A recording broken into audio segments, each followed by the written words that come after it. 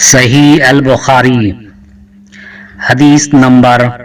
41۔ حضرت ابو سعید خدری رضی اللہ عنہ سے روایت ہے، انہوں نے رسول صلی اللہ علیہ وسلم سے سنا،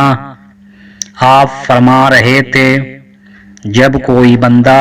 مسلمان ہو جاتا ہے پھر اسلام پر اچھی طرح کاربند رہتا ہے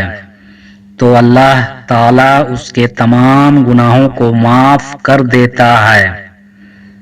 جن کا اس نے قبل از اسلام ارتکاب کیا تھا، اور اس کے بعد پھر قصاص کا اصول چلتا ہے کہ ایک نیکی کا بدلہ 10 گنا سے لے کر 7 گنا تک دیا جاتا ہے، اور برائی کا بدلہ تو برائی کے مطابق ہی دیا جاتا ہے، مگر یہ کہ اللہ تعالیٰ اس سے درگزر فرما لے۔